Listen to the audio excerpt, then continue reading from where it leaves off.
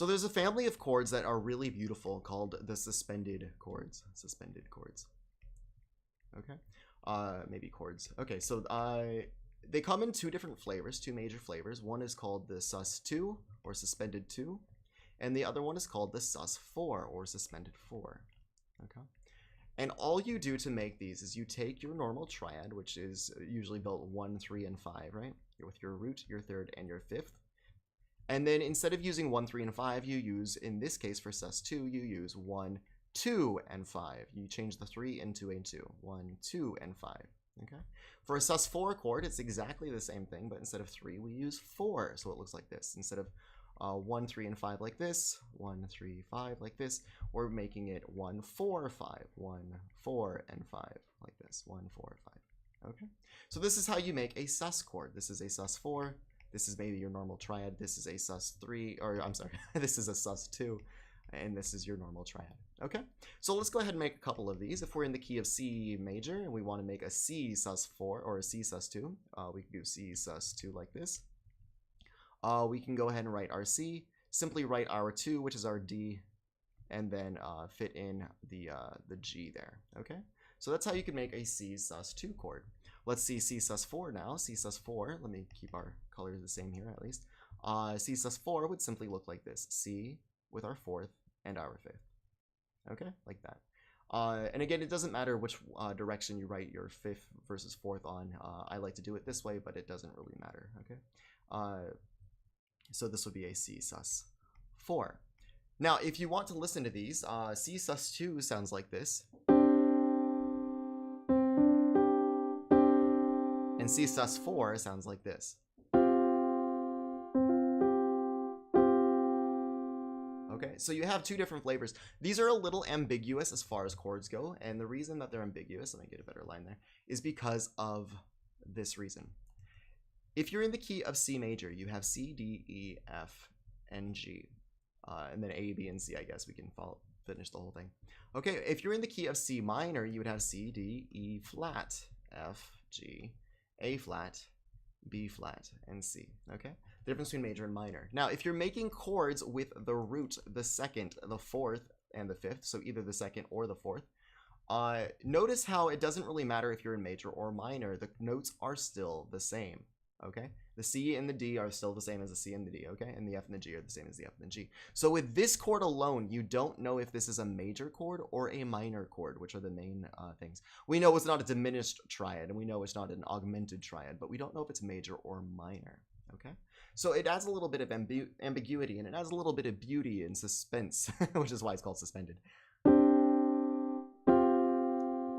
Okay. Now, where these usually go is just to be really friendly. Either you use them as standstill chords, or if you want to resolve them to something more consonant, you could resolve them to either the C major, or in this case, C minor as well. Okay.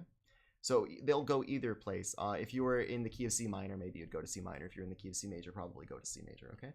So a C sus2 going to a C major sounds like this. C sus4 going to C major sounds like this. Okay, C sus2 to C minor sounds like this. C sus4 going to C minor sounds like this. Okay, so those are different ways to use these, and if you just use these chords as is, they make your music sound a little bit more indie music. I think uses a lot of these, and they sound really beautiful when you do this, because you don't really have the whole hardcore sound of the older times that use strictly major and strictly minor sonorities. So you get a little bit of that the color in there of the suspended flavor. Okay, so let's see an example before we finish up, and I'll show you how this all works. Okay. Yeah, okay, so there we go. Okay, moving right along. This passage of tablature is from a song called Take a Picture, by a band called Filter that was popular in the 90s, okay, maybe, especially for this song. Take a Picture by Filter, okay.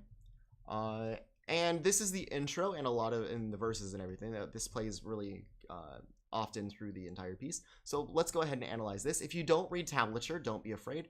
There's not that many notes, and we'll do them all together. Okay.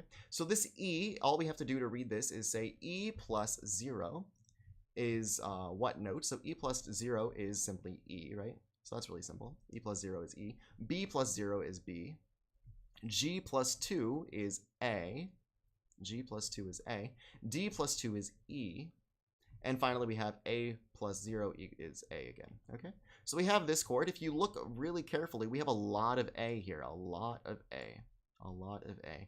And the bottom note is an A, so this is probably an A chord. Now, if we analyze this as an A chord, what can we get? Well, let's see. We have our chord basically here, and then the E is doubled down here, and the A is doubled here. So if we look at this chord, that looks a lot like a sus2 chord, an A sus2 chord, okay, like this. And then if you look at the next chord, which happens here, all we're doing is changing the B to go up 2 half steps. The B goes up 2 half steps to C sharp. Everything else is the same, so we might as well just make this chord. The B is going up to C sharp. Okay, so if you look at this, all that's happening is this is an A sus2 chord. This part right here, the first 3 chords there, which are the same. A sus2 chord going to an A major chord. Okay, so that basically sounds like this, or 3 times. Okay, so that's all we have right there. And in fact, you do play this whole thing twice. It happens here and it happens here. These are pretty much exactly the same thing, right? So you have this and then you repeat this. And then we move over to here. Okay, so let's look at these notes. Okay, E plus 3 is G. We have G at the top. B plus 3 is D. G plus 2 is A. And finally, D plus 0 is D, is simply D. Okay, so this is our chord. If you look at this one, we have D doubled, or double D if you like.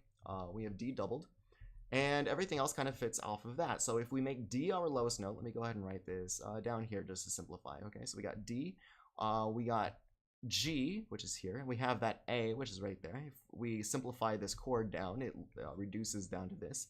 Okay, and this looks a lot like a sus4 chord, sus4. And in fact, it's a D sus4 chord. Now let's see where it goes. Let's look at this thing. Okay, right here is where it changes. This again repeats. Okay, so we got 1, 2, and then the third one changes, 1, 2, and the third one changes, but these are the same, just like these were the same. Okay, so all that's changing is that G is going down 1 half step to F sharp. So all we're doing is taking our G and going down 1 half step to F sharp. Everything else stays the same in this chord. Okay, so all this chord is this, D, F sharp, and A.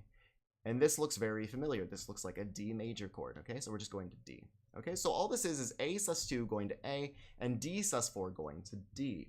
Now, you might be wondering what this sounds like as an intro to a piece, and it's actually really pretty, especially because it repeats, and it's not very much musical information, but it does get its point across. Okay, so here, have a listen. I'll even play this on guitar.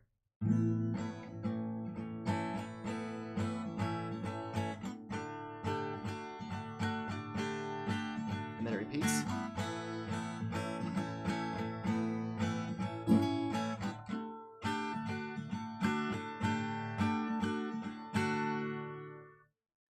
Okay, so even with just simple suspended chords, you're able to make music sound a little bit more interesting. After all, this entire intro and entire verse and everything of this part, the chorus changes a little bit, but the verse is and the intro is simply just A going to D, right? This is all it is.